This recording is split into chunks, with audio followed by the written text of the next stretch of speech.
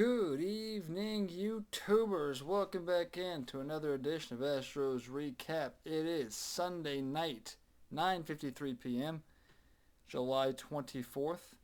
A little earlier tonight than most nights. I got to get up early. I got a plane flight tomorrow morning, so that's why I'm on a little bit earlier, maybe about an hour-ish earlier than I am usually. Um, but yeah, it's actually been 2 weeks, so apologies for not being on last Sunday night. A lot of things going on family-wise, family issues. I won't get into it.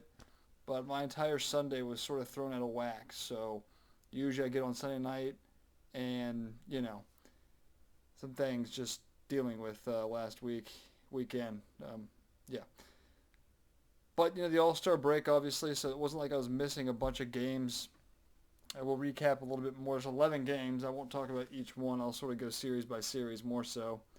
Um, But good times for the Astros, not necessarily going into the All-Star break as they lost 2-3 to Oakland. So, last time I spoke to you 2 weeks ago, so might have been on Monday actually, not 100% sure. But I remember talking about playing, the Angels and playing the A's leading up to the All-Star break.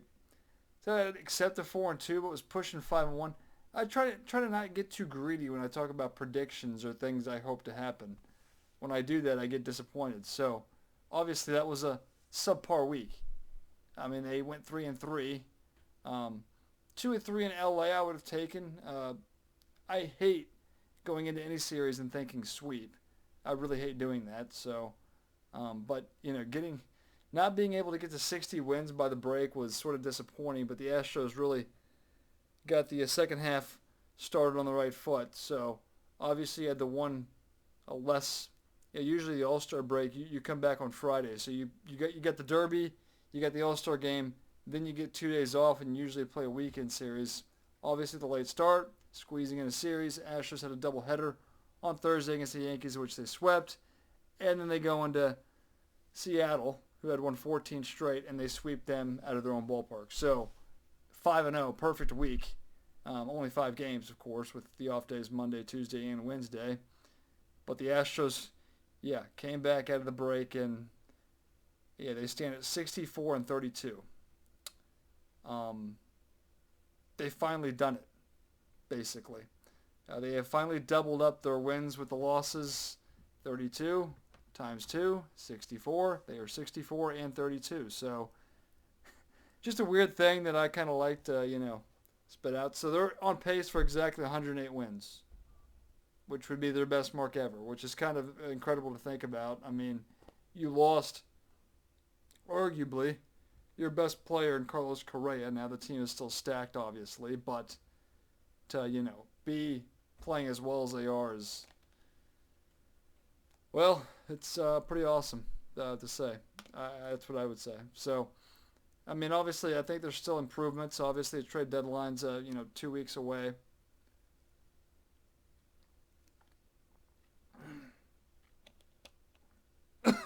adding one more really,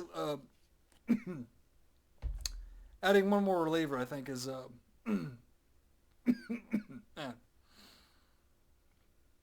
right. Yeah, adding one more reliever, preferably a lefty, I think is probably the biggest need. Also, a bat would be nice, a Josh Bell type guy that can play, first base, the outfield. If James Click can pull those two moves off, I would feel very good about our chances of, going back and winning the World Series. So, so not too happy, obviously, after Sunday last week, losing 2-3. I think there's no excuse. The Oakland A's have not been a good team this year, so losing 2-3 to them obviously wasn't good. But you deal with it. You get through the All-Star break, and then it was obviously a shortened All-Star break for the Astros, and then they got back at it, and the 3 days did them well. And I mean they beat the Yankees. Yeah, they blew a save. Presley was on paternity leave, but before I kind of want to go back a little bit. So the Astros, blew a game on Monday. They actually won the game, but they were up 5-1, and they allowed,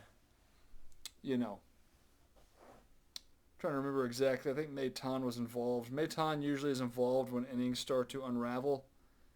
They allowed 5 runs, but they did end up winning the game. Kyle Tucker had an RBI single, I believe. But again, this is 2 weeks ago, so I sort of got to dive in here. I usually like to pull up this app before I get on because it never wants to load for some reason. Try to get into this here if I can find it. Calendar. So they won games 1 and 3. So yeah, Monday or Tuesday, off day Monday. So that's probably when I talked to you. Tuesday was the day where they blew the 5-1 lead, but were able to score a run in the 9th there, and then get the save. Presley, I think, locked the door there. Wednesday, Ohtani started. We actually kept things close for a while. That was sort of the goal, is to just peck at the pitch count, really. Work at that pitch count for Ohtani, trying to get him out, because he has been. I say Ohtani's overrated, because I think he is. I think people, just the media, really is what irks me about Ohtani, not him himself, but the media, and the fact they hype him up so much. It gets annoying. But yeah, Ohtani obviously has been good, been very good his last 5 starts. So ERA was like 0.5, 0.4 something. It struck out like at least 10 plus batters in each start. So we knew our hands were full, but I thought we did a decent job keeping it close. Now, was it Abreu who came in? Really blew the game. Well, it didn't blow it because we were losing, but I thought if we kept it close, it was 3-1. And I thought if we get to the bullpen and get 6 to 9 outs with the bullpen, that we'd have a decent shot. But who was it that really put things at a reach? I want to say, it was Abreu. 5 hits, 4 earned runs, which gave him a 6-run lead. And after that, the wind was taken out of our sails. So, yeah, lost that one 6-1. Bounced back Thursday, 3-2. Yeah, 3-2 win. Actually went extras. Pena had the big RBI single there in the 10th. And then we shut the door. So Presley's been very good since blowing that save in New York. Obviously with that Judge walk-off. Well, hold on. Aaron Hicks, 3-run shot after walking 2 batters. Presley's been good since. ERA's been going down. He hasn't been good. He's been great. I don't think he's allowed to hit. He's been perfect. He's retired every batter he's faced since that blown save in New York. Taking 2 at 3, I definitely took. Friday was not a good game. Obviously, getting in late, you can sort of give them the pass. A lot of their starters weren't playing, I don't think. But that Friday game had a loss written all over it, which they do lose. They had the lead 1-0, but couldn't hold it. Lost that 5-1. Bounced back Saturday 5-0. Good game there. Sunday was the tough game because you're up 3-0, and you let them come back and take that from you 4-3. So, to be quite honest, I can't watch a lot of the weekend games to begin with. Now, in the studio at the radio station, our TV now does work, so that'll be a lot nicer to have the big screen in front of me so I can watch the game in super high definition. So the weekends will be better in terms of watching Astros baseball back in the studio. So I will say that. But didn't work this past weekend. Supposed to be gone right now. I'm supposed to be in Pigeon Forge right now. I know I'm spewing a lot out right now, but the plan was to leave this previous Friday. That didn't happen. So yeah, we are flying out tomorrow morning instead, just me and my sister. So, but the original plan was to be in Pigeon Forge tonight talking to you. But yeah, that didn't happen. So I'm still regular spot. But yeah, losing that Oakland series, that was a tough one, and I didn't see a lot of it. But even if I'm not watching the game, I'm getting updates constantly. I'm sort of keeping tabs on the game. So, but yeah, like I said, if I had spoke to you last Sunday, I'd be pretty disappointed. But they went 5-0 this week, so record's right where I like it to be at. The goal now is to sustain the success. You're going to go into Oakland, and you want to pay them back a little bit after they took a series at home. So they got that for 3. And then you come back home. Short flight tonight from Seattle to Oakland. That's not a long plane flight, so it shouldn't be a big deal.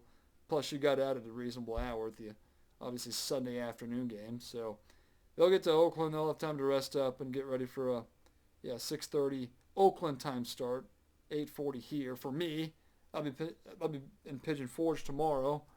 That'll be a 9:40 start for me. So we'll see. But 3 in Oakland, then you come back home and you play Seattle again for 4. So it's a full 7-game week. But like I mentioned, 64 and 32. So they finally reached that magical 667 winning percentage mark, doubling up the loss column there with your wins. So won 5 in a row. Seattle was riding a 14-game winning streak, and we went in there and said not so fast. And now I think the All-Star break, the 4 days they had off, obviously I think that sort of broke the momentum they had a little bit. So I will say that. But still, their fans were sort of hyped up, and we shut them up pretty quick. 13-game lead. Seattle was in second place. The next closest team is Texas. As I look at the standings, they sit at 43 and 51. As they've fallen off pretty bad lately, but they're the next closest at 20 games back. And the division has never been an issue. I mean, that's not anything. We've been in good shape. I think Seattle cut it to like 9 games, and then the 2 we beat New York when they had the day off, gained a game, and then we swept them out of their own ballpark to gain 3 more. So you gain 4 games. But again, division's not something I'm super concerned about. It's the best record in baseball. Now, we did sweep the day-night doubleheader against the Yankees, and the Yankees took 2 or 3 over the weekend, but we've been gaining some ground on them. In fact, we only sit. You talked to me 3 or 4 weeks ago. The Astros were about 5.5 games back. Right now, they sit only a game and a half back of New York. As New York, the Yankees sit at 66 and 31. Astros at 64 and 32. And then you got the Dodgers in the NL leading the way. They are 64 and 30. And they've won 8 in a row. So, yeah. But again, first, second place teams get buys. It'd be nice to have the 1 seed, obviously, because you'd like to have home field advantage in the playoffs, even though the Astros seem to play a little bit better on the road. It's still nice to have home field, especially in the playoffs. So anyway, sort of set the stage. I wanted to talk more about this week in particular. The day-night doubleheader against the Yankees. First game, we sort of blew it. So Ryan Presley, who went on paternity leave, didn't have him. Neris is the one who blew it, so he did score 2 quick runs. And I know DJ LeMahieu hit a solo shot there in the 5th, and then we blew it there in the top half of the 9th.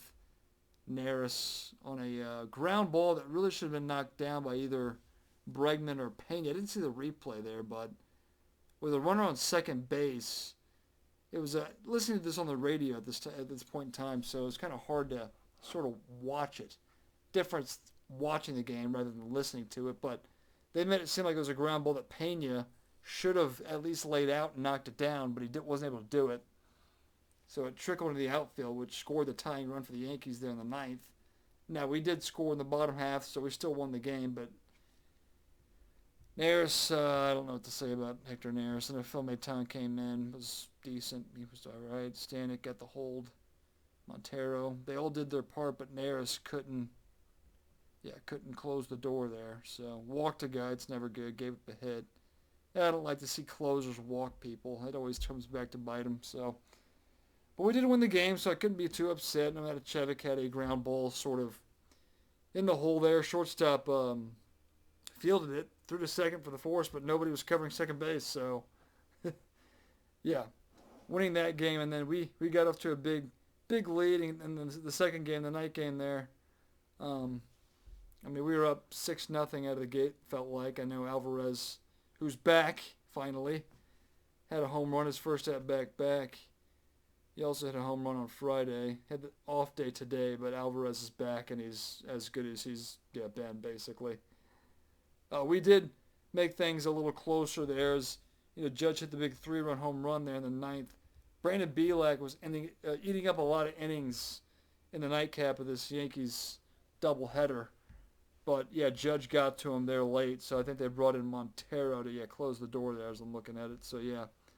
But Bielak, he ate up, he got us 10 outs after Garcia only went 5. And your doubleheader, Bielak was the extra addition. So, if you play the doubleheader, you get one more roster spot. So, instead of the usual 26-man he actually had a 27th guy, and Belak was that guy. But with the big lead, just letting him go was good. But Montero did have to, get the save, close that out, his 7th of the year. So, but that game was a little closer than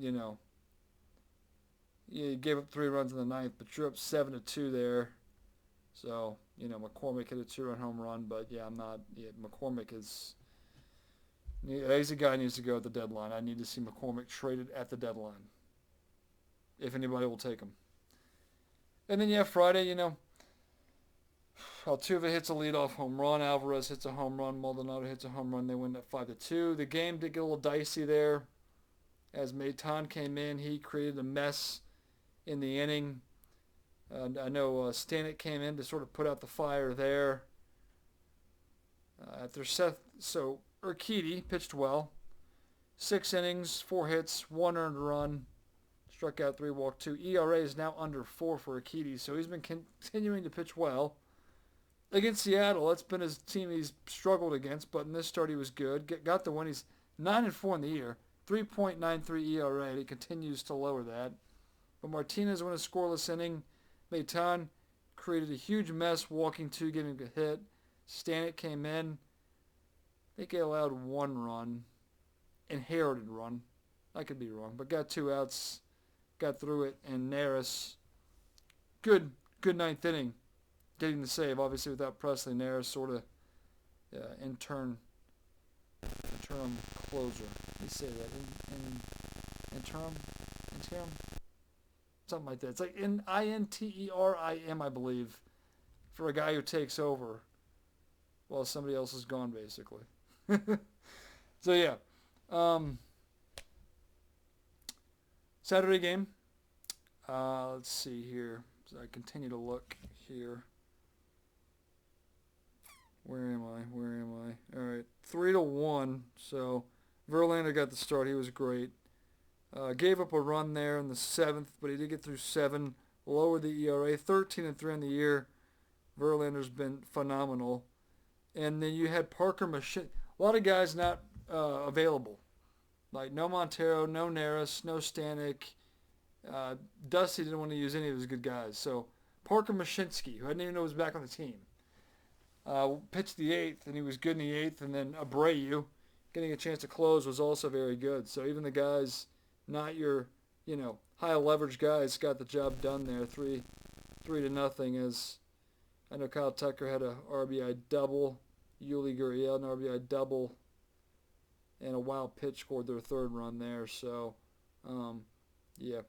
And then today, the offense exploded early. Now, Seattle did close the gap, but we still won this one 8-5. So, Altuve, another leadoff home run for him. Had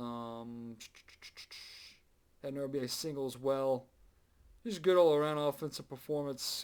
Anytime you can score 8 runs, it's a pretty good, pretty good offensive outburst. I don't want a calendar here. It keeps going down. Stay up.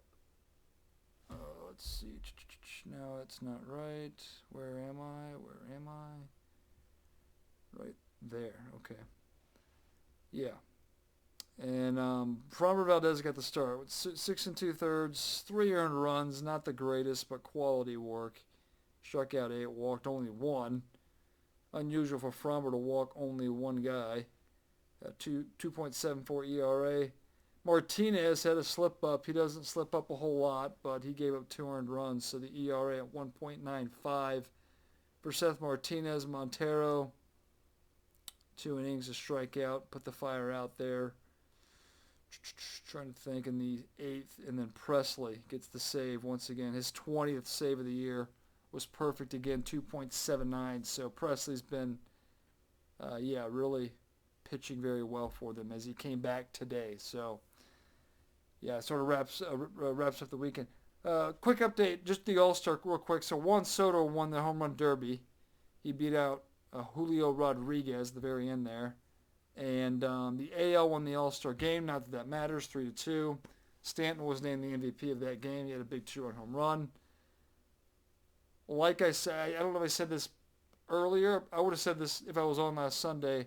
I don't get, hyped up for the home run derby or the All-Star game anymore. I used to, I just don't anymore. So I would have had more interest if Jordan Alvarez was in the derby, but if I don't have a player on my team in the derby, I really don't care. So that's sort of how that went.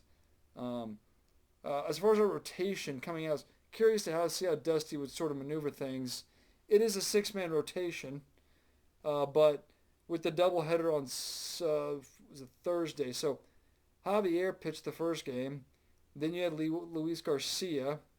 Friday you had Urquidy. Saturday Verlander. Today Valdez. Tomorrow will be Jake Odorizzi. And then we'll probably just repeat that sort of. So it's not jumbled, obviously, from your best to your worst, but that's just what we'll roll with for now. Trying to think, injury front. We're still waiting on Michael Brantley to come back. We just don't have really any big update. The recovery process. I can't even remember what the injury was. When he got placed on the IL, it was something precautionary, I thought. But we need to get him back, and him back in left field playing the outfield. So we'll just wait. No reason to rush anything. The Astros are still winning games with the lineup they're putting out there. It's good to have Alvarez back. We'll see if, Bregman slowly okay. He's doing a little better. Still got a long way to go. Like I said, he needs to get to the 275 average to me to finally lay off of him for a little bit. Yuli's still just sort of there. I mean, these guys haven't been as bad. They're getting better, I think, but they're still they were so bad. It's a long road back to get to a reasonable average where I will sort of lay off of you. Yeah.